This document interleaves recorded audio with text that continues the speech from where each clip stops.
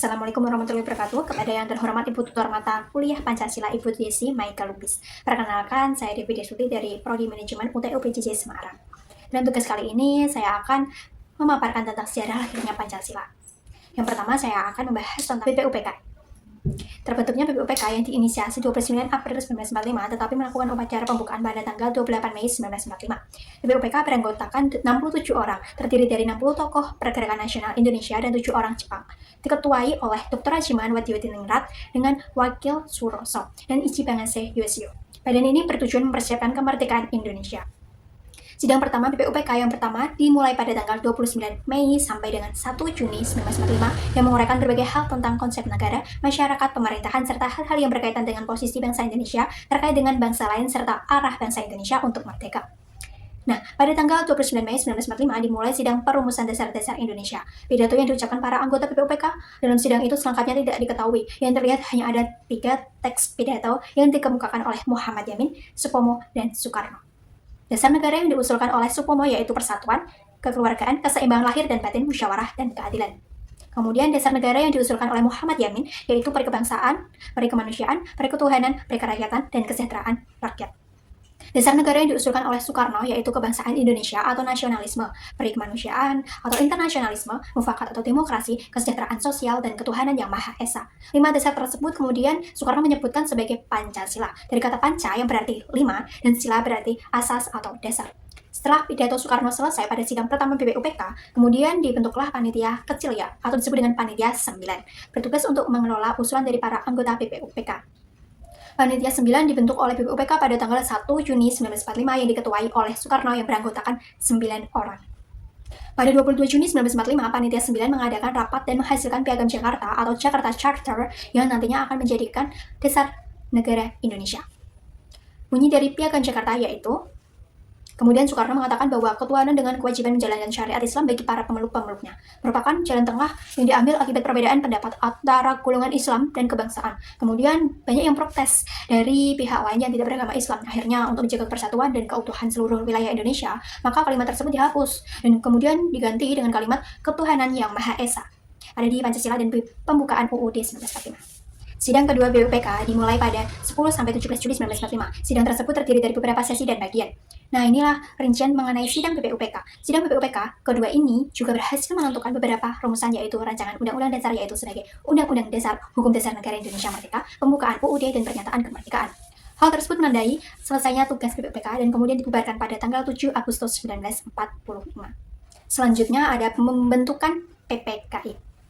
PPKI atau Panitia Persiapan Kemerdekaan Indonesia dibentuk pada 9 Agustus 1945 oleh Jenderal T. Rao Ji di Vietnam dengan mendatangkan Dr. Rajiman, Soekarno, dan Hatta. Badan ini bertugas untuk meresmikan pembukaan dan batang tubuh UUD 1945. PPKI juga bertugas melanjutkan kerja BPUPK yaitu mengurus pemindahan kekuasaan dari pihak Jepang ke Indonesia, serta mempersiapkan berbagai hal yang berkaitan dengan ketatanegaraan Indonesia. PPKI diketuai oleh Soekarno dan Hatta sebagai wakilnya. Anggotanya terdiri dari 19 orang.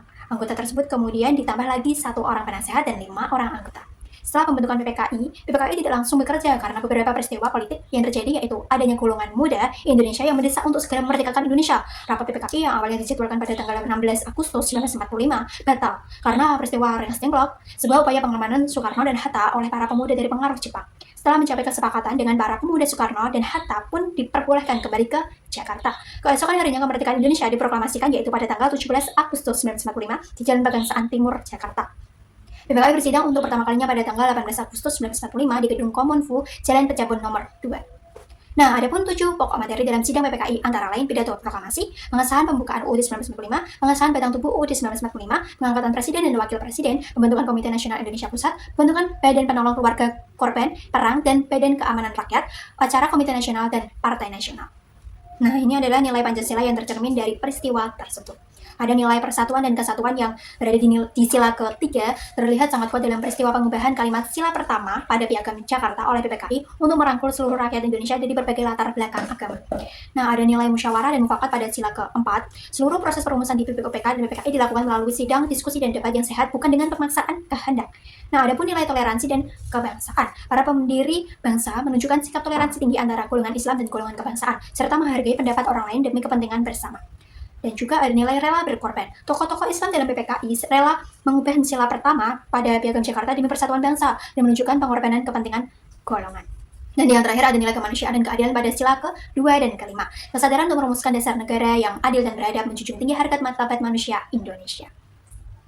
Nah, adapun pelajarannya dapat diambil nih dari nilai Pancasila. Adapun itu ada di sila ke-1, ketuhanan dan toleransi, seperti menghormati perbedaan keyakinan dan hidup rukun antara umat beragama di tengah keberagaman ini.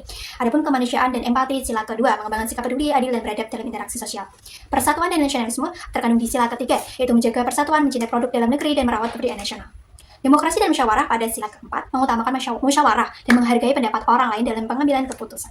Adapun yang terakhir adalah di sila kelima, keadilan sosial dan gotong royong. Peduli terhadap sesama, bersikap hemat dan aktif dalam kegiatan sosial untuk membantu masyarakat. Dan ya, penjelasan terakhir itu ada relevansi Pancasila bagi generasi muda saat ini. Pancasila itu sebagai benteng di era digital loh. Pancasila menjadi etika dalam bermedia sosial, itu dapat mencegah penyebaran hoax, ujaran kebencian, dan radikalisme. Dan juga panduan moral modern bisa juga. Ini nilai-nilai Pancasila mencegah hedonisme dan membantu generasi muda memiliki karakter yang kuat di tengah arus globalisasi ini. Nah, adapun perekat kebinekaan itu menjadi landasan untuk menghargai perbedaan dan mencegah polarisasi sosial politik. Inovasi dan kewirausahaan itu seperti semangat gotong royong diimplementasikan dalam bentuk kolaborasi, startup, dan proyek sosial yang kreatif. Atau yang seperti kolaborasi secara bisnis atau konten kreator itu bisa juga. Nah, itu kolaborasi secara positif. Sekian dari saya penjelasan tersebut mengenai peristiwa lahirnya Pancasila. Terima kasih. Wassalamualaikum warahmatullahi wabarakatuh.